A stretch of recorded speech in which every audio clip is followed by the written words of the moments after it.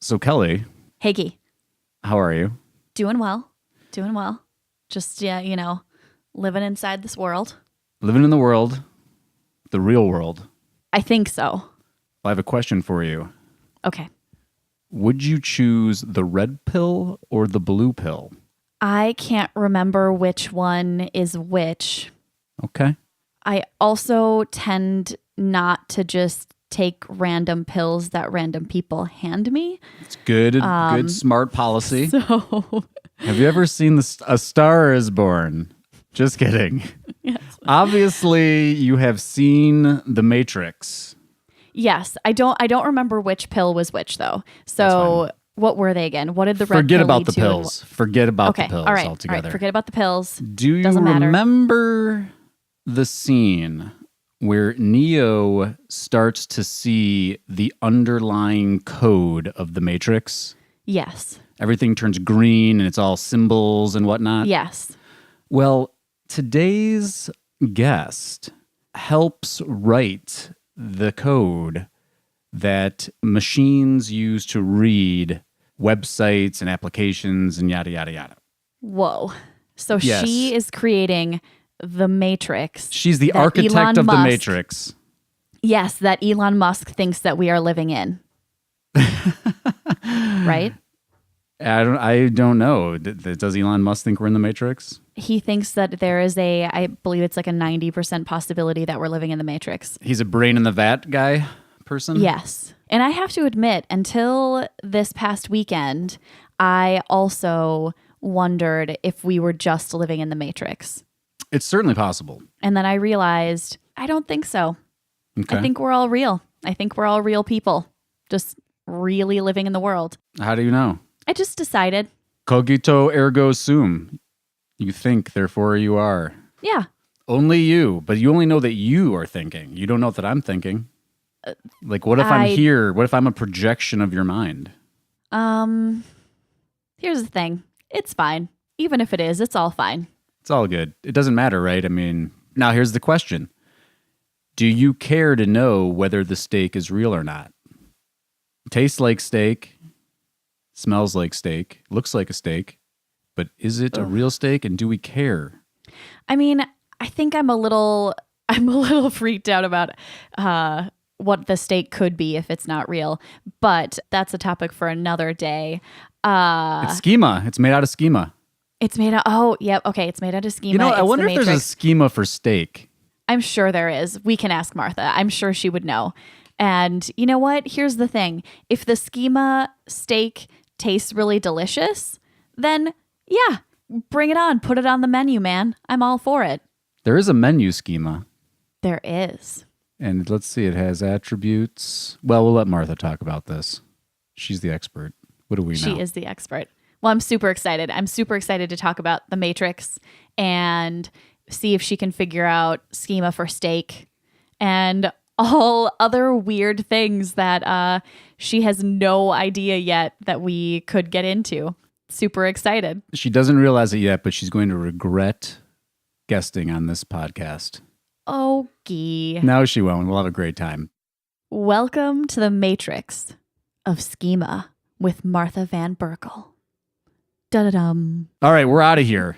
Yes, Enjoy we're the good. episode. Money makes a world go round. It makes a world go round. Money makes a world go round. Welcome to Lunch Hour Legal Marketing with your hosts, Tsakalakis and Kelly Street, teaching you how to promote, market, and make fat stacks for your legal practice. Here on Legal Talk Network.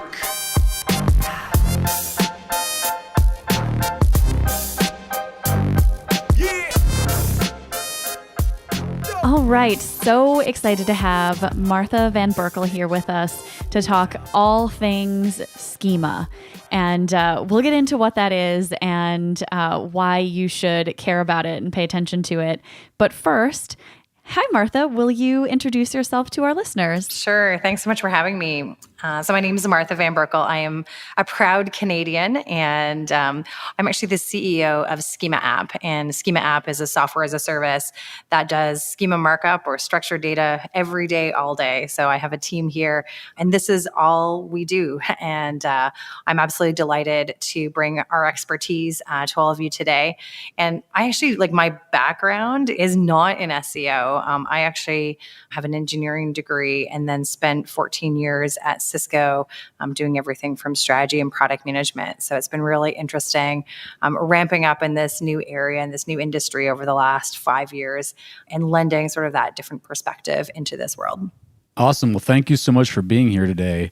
And needless to say, as SEOs ourselves, we think you're in a good spot with this and can't wait to dive in and talk about structured data and what it is and why lawyers should care about it. Absolutely. So let's start there. What is structured data? So the way I usually explain it to my mother is really the language of search engines. So structured data, we should also be clear, is also schema markup. Those are exactly the same things. And it's really a language of the search engines that was created by Google, Yahoo, and Bing in order to help them understand content better. And it's actually totally makes sense, because if we actually take the burden of explaining exactly what something's about, their job of matching it to searches or voice queries becomes a lot easier. And so structured data is code that is basically written in this language of search engines. And most people that adopt it today sort of know it because when they do a Google search, they're seeing extra information in those search results like stars or price or a specific answer to their question. Awesome. That was a great description. I think my mom would also understand what it is based on that. And I understood what it was based on that. I did know already, people. No, but that's so great because, early-ish on into my more digital marketing side of my career, I was like, structured data, schema, what are these words? Absolutely. And I have a feeling some of our audience may also raise their hand and feel the same way I did about that. So glad that you have the for your mother explanation. Actually, Kelly, one thing to add is people also refer to as schema.org. And so just to kind of add that extra piece in it, schema.org is where you actually go on the web to see this, what we call vocabulary. And so schema.org is, again, the language, or I call it the dictionary for doing structured data or schema markup. Awesome. Thank you for adding that. And is this something that typically people are adding onto their own site or doing themselves, or is this something that's kind of better left to a professional or a web developer? Oh, I have lots of different opinions on that, but it's for sure a specialty, a specialty skill. And so I think, right now I'm actually doing a Twitter poll to ask people where they need help with training, because one of our values at Schema App is to not only train our customers and our agencies, but also to train the market and better understanding this area. And right now, the leading training is structured data strategy, which is trying to figure out how and what you should actually translate into this language of search engines. And, we started doing this in 2013. So we were way, way, way, way ahead of the market on it. And even so, we've just seen in 2018, it become, I'll say, more common knowledge around when that you should do it and sort of how you can apply it. And we're now in 2019. And when people ask me where the market maturity is, which is important for my business, right? Because, we basically only make money if the market wants to do and apply this stuff. And I think we're still in that early majority, right? So we're just starting to see more and more people do it, which tells me that the experts are doing it today. Most of the time when we try to teach business owners, or in this case, it could be the head of a law practice to do it, there's so many other things that they need to be thinking of that they're amazing at. I often joke, I'm go get a billable hour and pay someone who's an expert in doing this, because that will be a much more value of your time, because there's such a big learning curve to just trying to figure out the vocabulary and understand what you should apply it to, let alone how you're going to actually write the code or produce the code and get it on your website. For the record, I responded to your Twitter poll, but I chose connecting entities. Oh, okay. Well, we'll talk about that. Like that's, I think to me, one of the things that actually is like, how do you do this properly? And so that, you treat it as a strategy and not a tactic. Like to me, that's again, sort of something that differentiates what we talk about and what we evangelize versus sort of like the low hanging fruit. Cool. I'm curious, what do you mean by the difference just in how you talk about this as strategy versus tactic? Sure.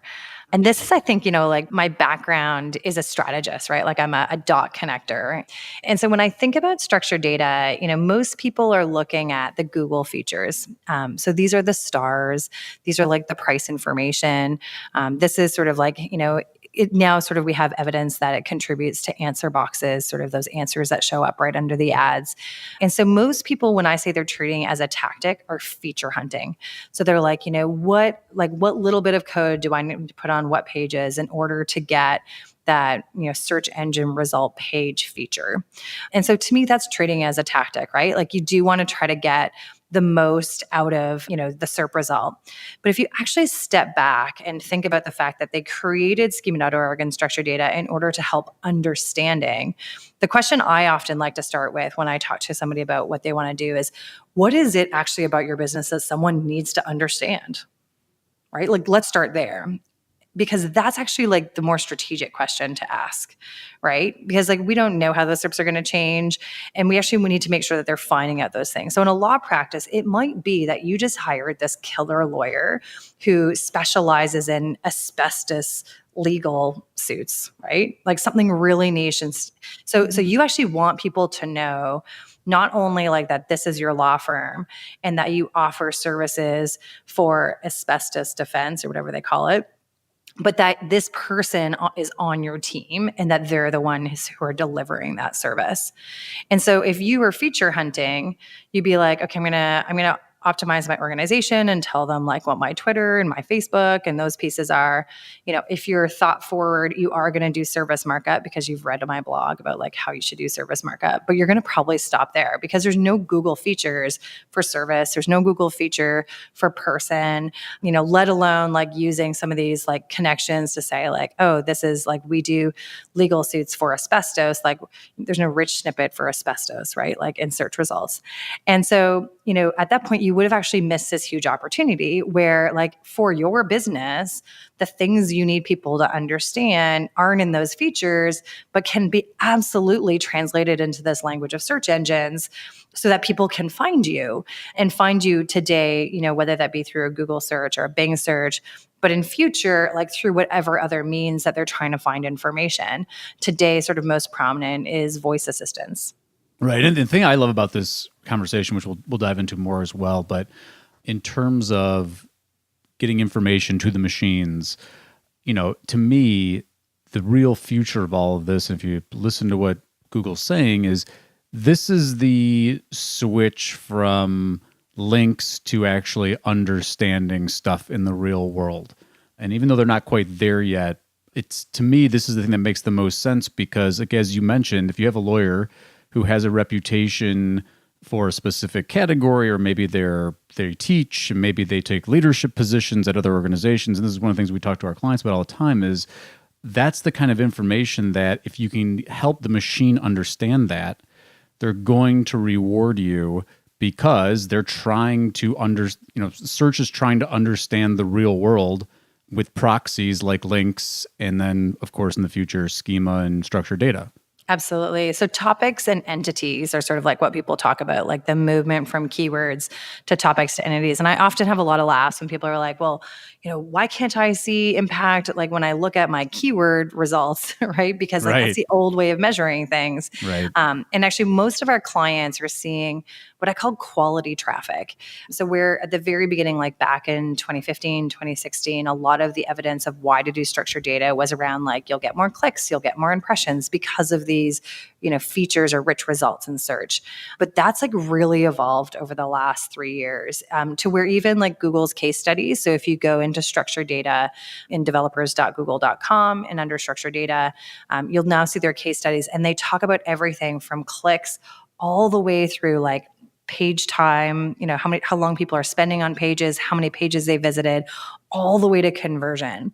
Whatever that conversion is, could be like filling out a contact form to purchasing something, to downloading something. And so we're really seeing that across all of our customers, across all the industries, that quality of traffic, increase substantially month over month, as a result of us doing structured data. And again, doing it properly, where you're, translating the important things to be found and connecting them in a way that sort of connects those dots so that there's really no question about your business and what things are about.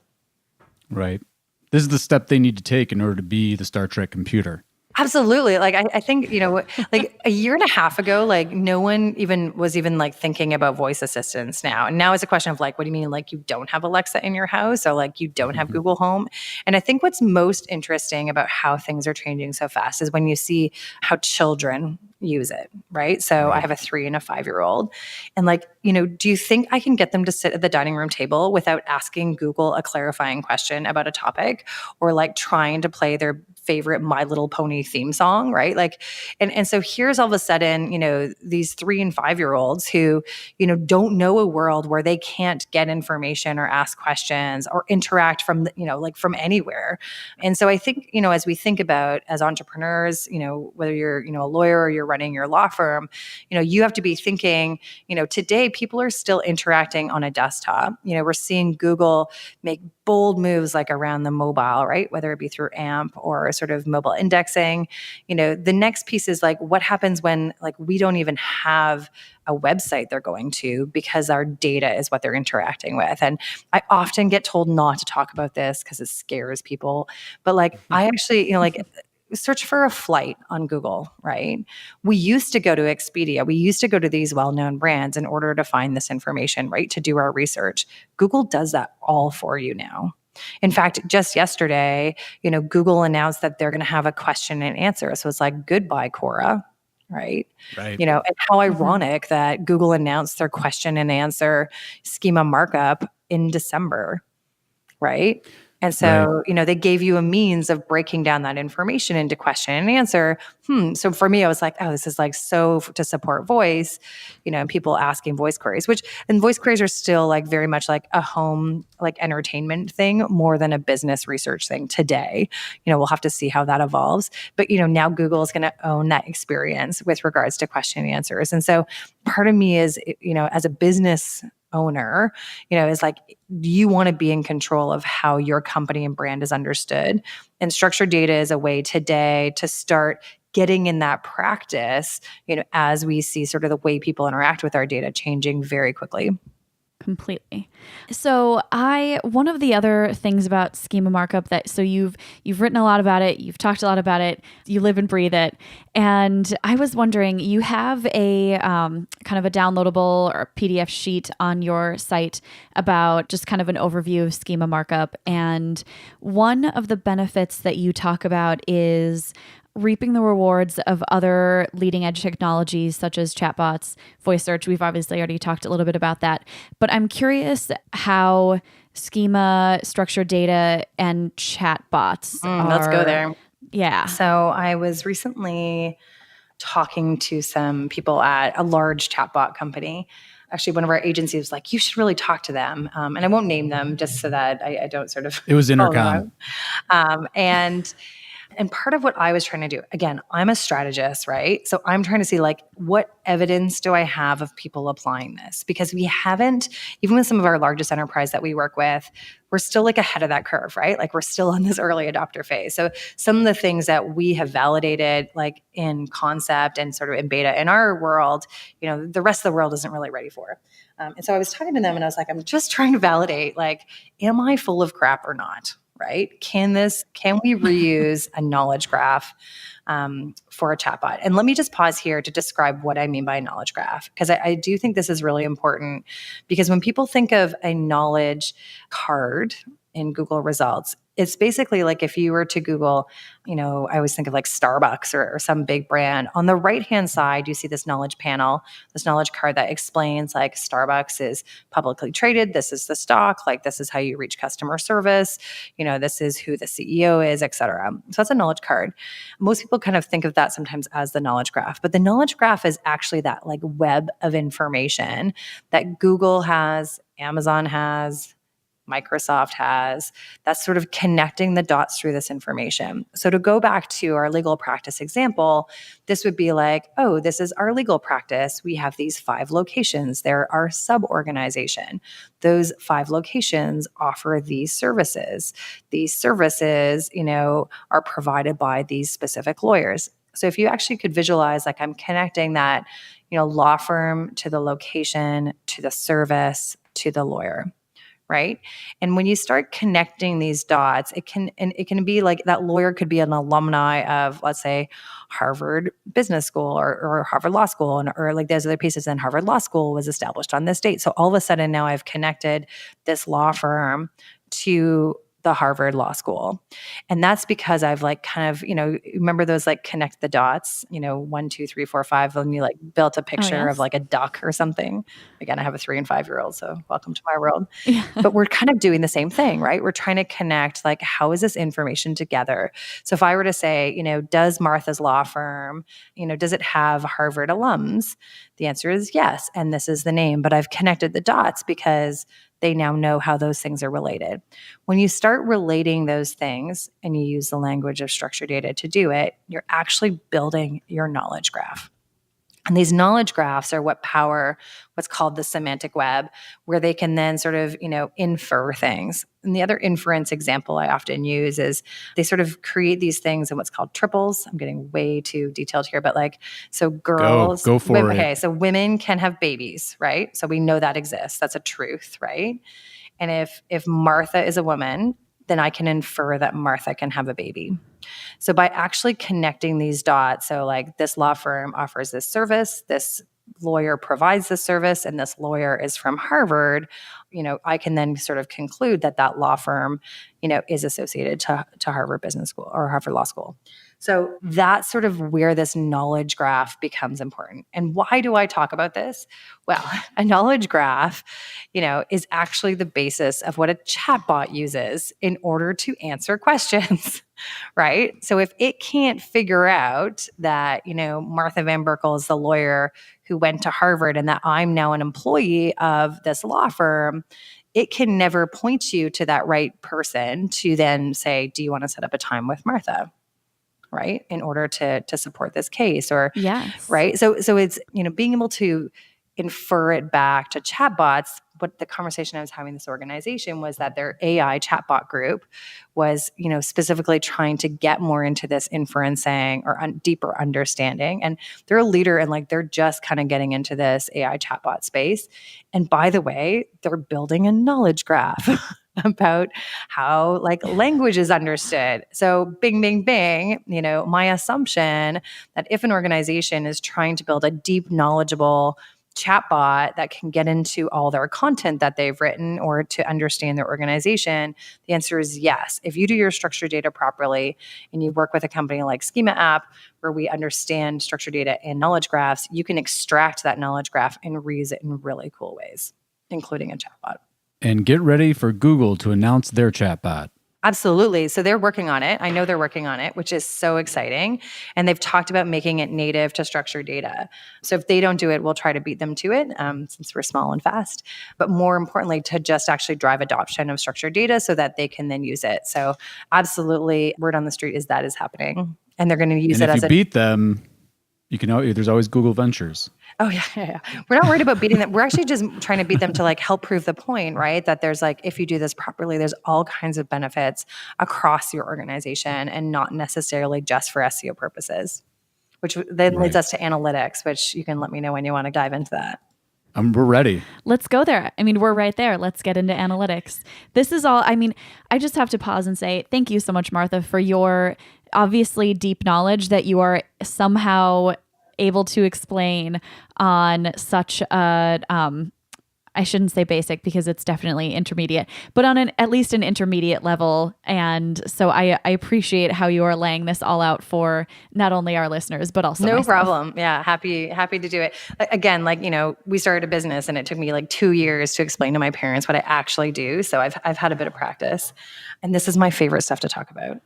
So Analytics are the other kind of one area. So one area that's hard. So you think about like on the poll that I'm doing on Twitter, like where I get a lot of questions, especially from experts, right? Agencies and digital marketers, is how do you correlate the impact of structured data in your results? And any engagement I start with a client, my first question is like, what does success look like for you in your business, right? Because if we're not trying to impact that and measuring against that, like who cares, right? The rest are just vanity metrics. And so, again, I'm trying to drive that quality traffic to lead to conversion to help like whatever that business driver is. And we do have evidence that that's happening. And so one thing I think that's not great around analytics, so Google Search Console's just changed, and word on the street is that the structured data report is going away. Oh. Uh-oh, he's like, what? It's been a disaster. I'm not, if John's listening, I'm very frustrated, but I've already told him. Absolutely. So I've sent some messages to my contacts at Google to say, I know you're really trying hard to drive adoption of structured data because it helps you. This is something that's going to work against you, because the structured data report in Google Analytics tells you like when it starts seeing these things. And they're moving to really now just show you the rich results. But if we go back to the first conversation we had, which is like, what do you need understood about your business? It might not necessarily be one of the 26 that Google lists on their website, right? It might be a service, which I think John Mueller in a Webmaster Tools, like someone was asking very clearly, like, are you going to publish a feature for service? Because it's, so well used. It's been actually probably one of the biggest impacts we've had, is really driving people to both understand how to use the service schema markup and adopt it. So part of what we'll have to figure out is like, how do you take, other data you have, so you still have impressions, clicks, time on page, conversion, and map that to structured data. So one of these, like a Google Data Studio report, is something we're trying to pull out to help people sort of map that correlation. But the more strategic piece that you can do is, if you do your structured data, you can actually add that structured data into your analytics and therefore structure your analytics. I'll give you an example. Let's talk about t-shirts, because it's just an easier example than for me to think of a law service, but I have one probably around attorneys. So if you sell t-shirts and you want to know, does the color of t-shirt actually impact shopping cart size? It's an interesting question, right? But like, you'd actually have to go manually tag all those URLs in Google Analytics in order to figure that out. And so what you can do through like Tag Manager, and then we've automated a solution, is actually take the structured data and take, what's color for a product, and actually add that as a custom dimension in analytics, so that you can actually start cutting all your data by any property. So then I could actually say like, well, let's add color to analytics, and lo and behold, purple t-shirts drive the largest shopping cart. All of a sudden your SEO is not just then impacting, online sales. You can then go to your promotions team and say, hey, by the way, we should be promoting purple t-shirts because they drive the largest shopping cart. So let's talk about how this could work in law practices.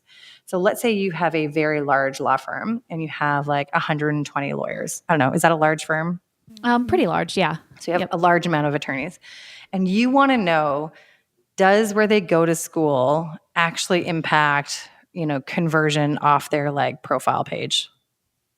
Right? So does it matter that you went to Harvard or Stanford or Queen's University, wherever you went, right? So you could add that alumni of, right? Like where did they graduate, and actually look to see if there's web behaviors that tie to where they went to college. What then that becomes interesting is you go to your, recruiting team and you're like, this is just web traffic, or this is like what we're seeing conversions on contact, but like everybody who went to a West Coast school drives more traffic than those that went to an East Coast school. How might we change our recruiting as a result of knowing that about how people interact with our firm online? So all of a sudden, structured data isn't just this nerdy code that's trying to help search engines understand, but it's now actually going to help you understand key elements of how your content or people or services, how that is actually influencing people's behavior online, and therefore helping you make better business decisions.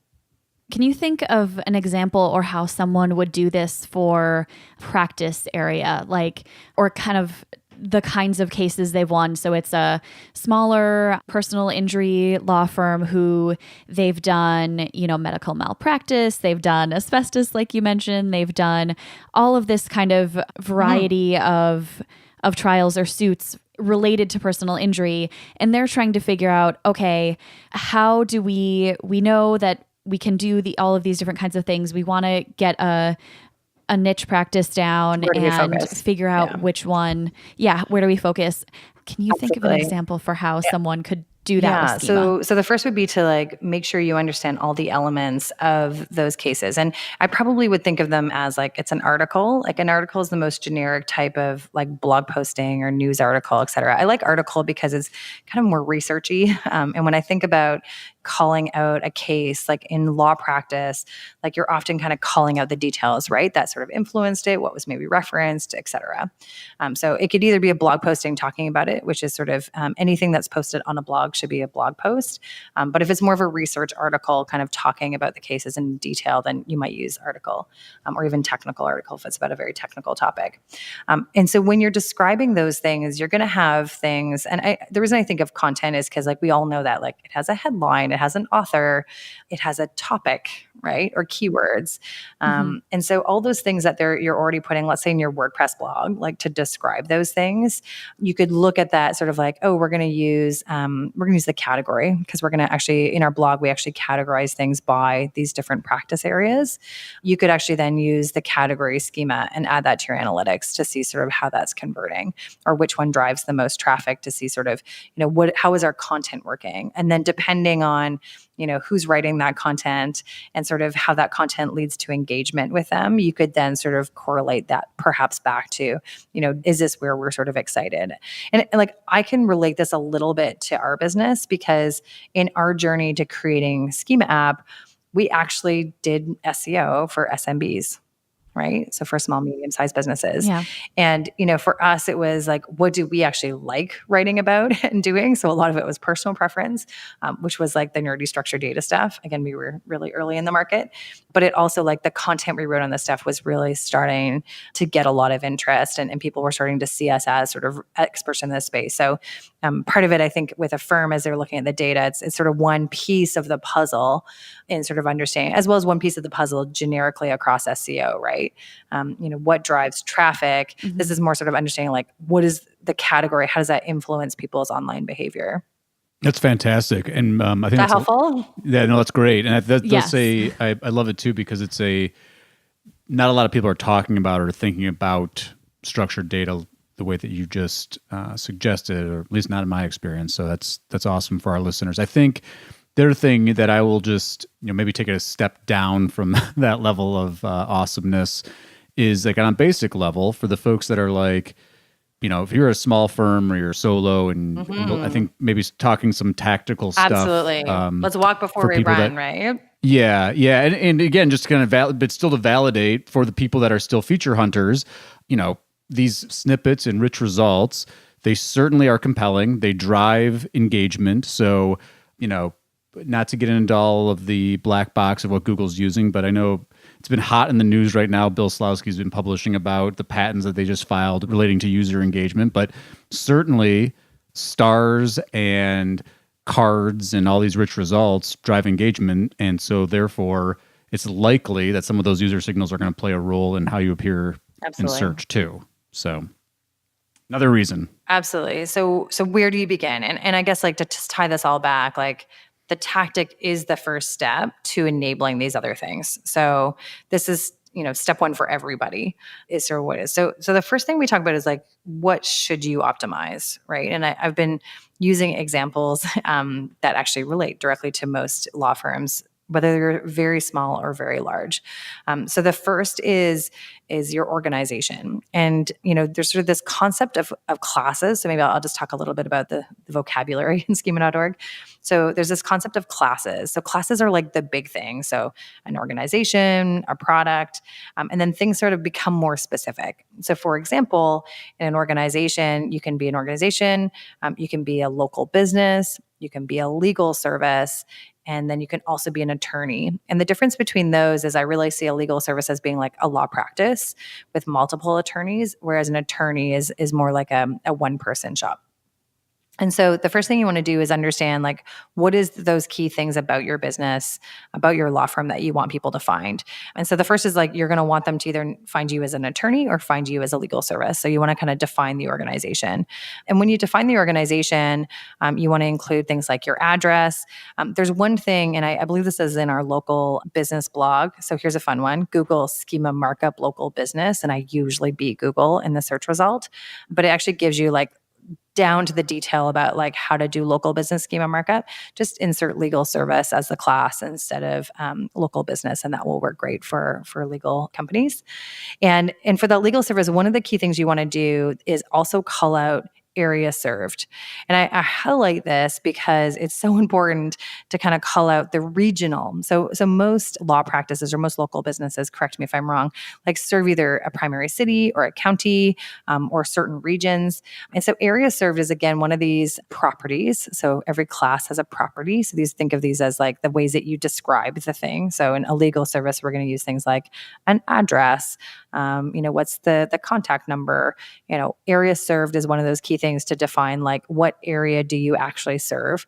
And I really like this because a lot of law firms that we've worked with are trying to rank for, criminal lawyer, Kansas City, right? And so here's a really direct way that you can call out that service area. Okay, so that's where I would start. Like make sure you kind of and this schema markup would go on your homepage, like the primary page that talks about your organization. When I talk about primary page, the other thing to learn about is like you should have like a primary page that talks about those important things in your business. And Geen Kelly, like I can make sure you guys have a link to like how to create a schema markup strategy. So we have like a long training video and document that kind of gives you tables and things and questions to ask to kind of go through this. So that's a great online resource for everybody. But like you want to make sure that like you have one page that talks about it. So if you're offering a specific practice, a practice is kind of like a service, right, that you're offering. You want to make sure that that content is like on a specific page, because then if someone's looking for that criminal, lawyer in Kansas City, like they're going to go to the criminal law practice page, right, is what you want to actually try to rank for. Now, when we talk about, rich snippets, right, and trying to rank for them, the ones that mostly apply when it comes to service and local business is ratings. So when it comes to like, can you actually capture ratings? And I know that, I don't know what the legalese for attorneys is, if that's different from doctors, because I know in some regions, like doctors can't ask for reviews. Do you know, Guy and Kelly, what that is for lawyers? Yeah, it's a whole mess of reviews states. Go ahead, Kelly. Yeah, it depends on the state. Every state typically has its own ethics guidelines, but okay, yeah. So check with your state bar lawyers. Check with your state bar lawyers. Yes. But that's a really great one that if you can get ratings, again, for specifically either your office, so if you have multiple offices, the different offices, or your overall law firm, or your specific services. So the way rating works or aggregate rating works in Schema is that like it has to be associated to the thing it's talking about. So it's a no-go to like get reviews for your whole law firm and then blast it on every page. Again, the idea is that like your schema markup describes like the page that's talking about that main topic. Going back to the earlier comment around like we're moving to topics versus keywords, right? So what is all that information about that one topic? And then what's the rating for that? And there is a possibility, like if you've done a really great job working on getting ratings on Google My Business, for example, there's another blog you can do, third-party review schema markup local business.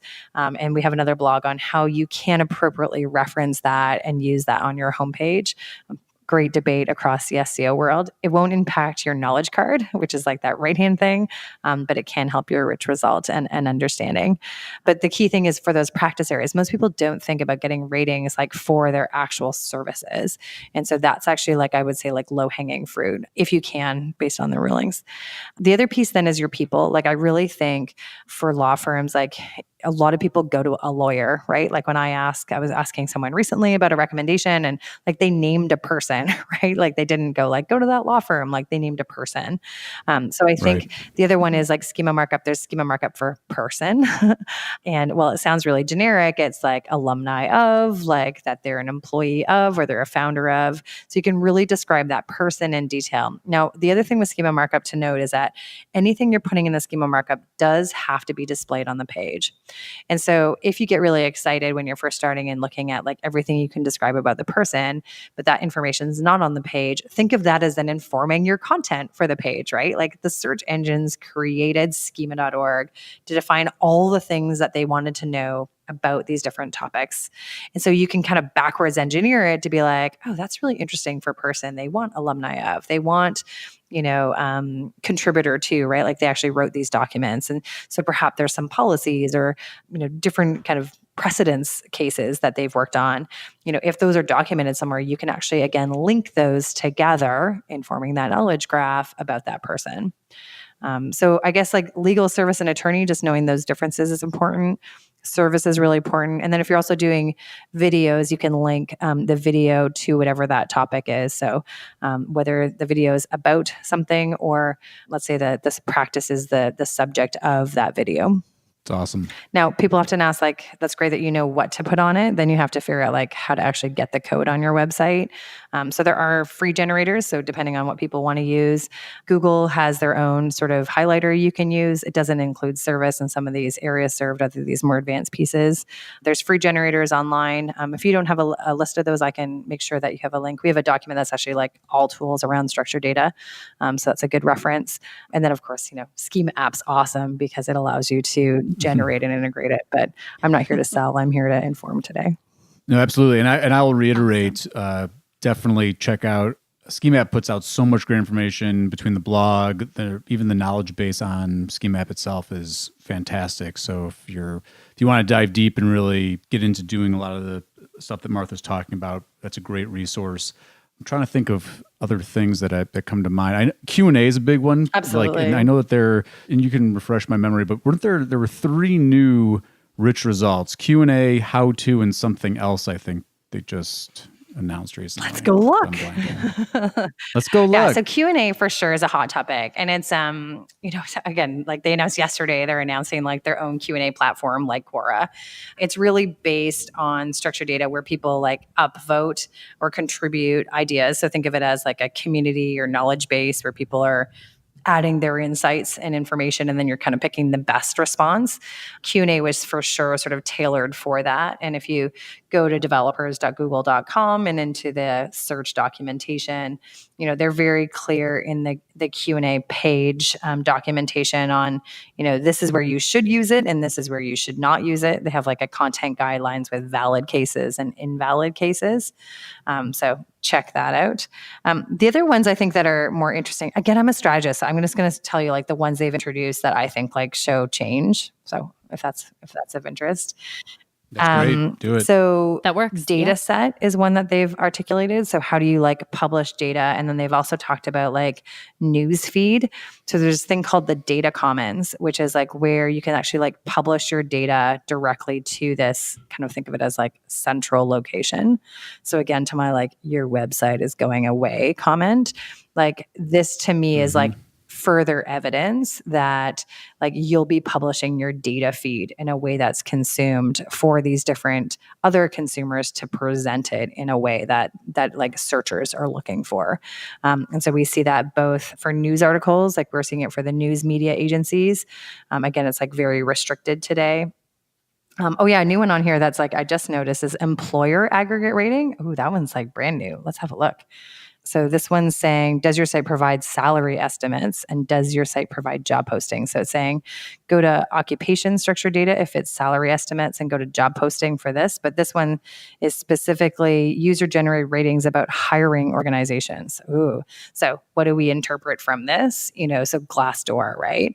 Like, are they going to start building that kind of entity map or topic map about companies that sort of includes aggregate rating? So anything that like to me is a marketplace or where content today is in aggregate form, so things like Expedia, travel, et cetera, like I see very clearly like Google going after owning that traffic. This would be another example. That's a great point. Another tactical thing, and I know you probably don't think this is controversial, but in some of the areas where I've seen online people talking about this. You recently suggested that it was okay to use Tag Manager to manage structured data. Let's get into it and JavaScript. And so maybe you can talk a little bit about that. I know. So In particular, let's assume I'm a small law firm. I don't have a lot of resources I have an old site. I'm on some, not great platform. I'm not on WordPress, and I want to start implementing this, but I'm looking for ideas. So one idea might be to actually use Tag Manager to implement structured data. So it goes back to me sitting down for lunch with RV Guha, who is the creator of schema.org. So he invited myself and my co-founder It seems legit. to lunch last year in May. And his line was like, some structured data is better than none, because they can often figure out the rest. Right. And so my earlier comment around like, this is not helping drive adoption, comments from John Mueller and specifically from the Webmaster Tools, right? So when I see comments like this, the first thing to understand is like, this is one opinion at Google, right? So from a Webmaster Tools perspective, it is much more difficult for them to read structured data if they have to process JavaScript. In fact, it's more costly, right? So let's just look at like the pure business aspect of it, right? So they have to work harder to understand it if it's in JavaScript. So when we talk about it going through a tag manager versus kind of being available sort of on page load, like that's sort of the difference, right? Like it takes a bit more effort. There's also different kinds of JavaScript. So in our, actually had Mark, my co-founder, respond to it in a very technical way. Like there's good JavaScript and there's bad JavaScript. And in fact, like how things work best with Google is on like a certain type of JavaScript that Chrome really likes, an older version of Chrome. And so if you do your JavaScript right, it's also easier for them to produce and therefore is less of a burden. Now, that said, if you can get the schema markup to be what we call server side, so we have a WordPress plugin. One of its primary functions is it stores a schema markup within WordPress. Same for Shopify, BigCommerce, Drupal. Awesome, right? Like everybody wins. Like it's going to have less of complications around page speed. The data is all sitting on the same side of the web service. In fact, like it's our primary like recommendation. If you can get it on the server side, amazing. Now, the fact is though, like that's hard. It sometimes takes IT resources. Sometimes it takes custom coding. And so realistically, if we go back to like some structured data is better than none, get it through a tag manager, right? Like at least get that structured data there. Because in our, I guess 2016 is when we started like really using tag manager. We've actually seen great results using tag manager, but does like the search console team who has to crawl it, like prefer it to be server side? Yes. But like if you don't have that option, use tag manager and use JavaScript. So the reason good practical advice. Absolutely. Like, so like our response was like, stop boiling the ocean and saying like, no one should use tag manager for structured data because like, it's actually, it's not a yes or no. It's actually like, yeah, primarily store it server side if that's possible. But if that, doesn't help you drive adoption, like there's companies we work with, they would be like a year and a half away from doing structured data if they didn't use tag manager. So let's use tag manager. And if we have an option to convert to server side over time, amazing. Let's do that. Right. And then JSON LD versus microdata. JSON LD all the way. Google clearly articulates they prefer it. And it also makes sense. Like JSON LD, like the way I explain this to people is like microdata is sort of like parsed within the page code. So you have to kind of like pick out pieces. It's like tagged amongst the HTML, whereas JSON LD is in a block. So if you're a robot and you're trying to, process information, a block of code is much easier than trying to filter through an entire page. And again, Google documents that they prefer JSON LD. So that would absolutely be what I would do. All right. Now, as maybe a treat for our listeners who hung in through a lot of deep technical stuff, before we started recording, you said that you had talked to your team about some maybe tips or particular things they had in line for our audience of lawyers here. So do you have anything left to share, or did we hit everything? I think we hit most of it. Like the key one, I think, was that attorney versus legal service. I think that's a really, really important one. And then services, like connecting that the services are provided by the law firm or by the person. So those would be the two key things. The other one that I do tend to like is also using Wikipedia to help define things. So maybe the last kind of hint is, and I do talk about this in that local business blog, is there's a thing called additional type. So when you define yourself as, let's say you're providing a service, you can actually call out an additional type. So what you're doing is actually clarifying like what kind of service it is. And so we often use this, like we even use this in local business. Like if they don't have your like a gumball producing company, right? Like they don't have a specific class for gumball producing company. Like you could then use like a Wikipedia entry to say like, we're a gumball producing company and we're a local business. So in case of like a service or a practice area that a law firm provides, let's say like there's a definition of, child custody lawyer, right? Like they work on family law and it's a very specific type and it's defined somewhere either like in a standards body. So let's say the Bar Association maybe defines those things. You could link to that as the additional type, or we use Wikipedia a lot just because it's like a known reference. You can add that in to sort of further clarify that type of service that you offer. So that would be my other key hint. That and area served, like area served you can use for the business as well as the service. That's a really good tip. I like that. Especially, I mean, the linking to Wikipedia, if you have a topic that needs a little bit more explanation or isn't common on the web elsewhere, because I mean, Wikipedia is always the number one search result when you're looking for pretty much anything. So good to have that linked on your website. Yeah. And the whole purpose is to be explicit, right? Like you're trying to be absolutely clear about what you're talking about. And so that's just helping you define it further. 100%.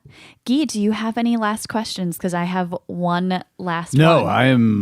This has been fantastic. Make sure that we include a lot of the links that you mentioned in the show notes and elsewhere, just so we can make sure listeners have that. Of course, another shout for Schema App. Go check it out. Tons of great information in there. And thank you so much, Martha.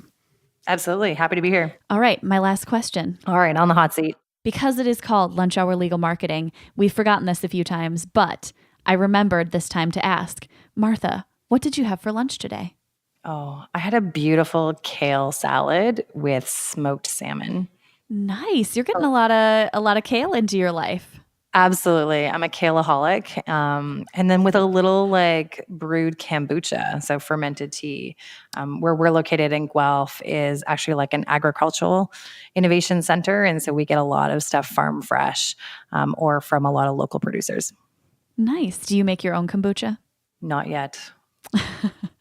Kelly, do you? I cheat. I get mine from my mother-in-law. I used to. I brewed my own for like 6 years, and then I taught my mother-in-law how to make it, and she does it way better than we do and has amazing flavors like cranberry orange, which I just had some today. Okay. So awesome. You get your mother from your mother-in-law? Yeah.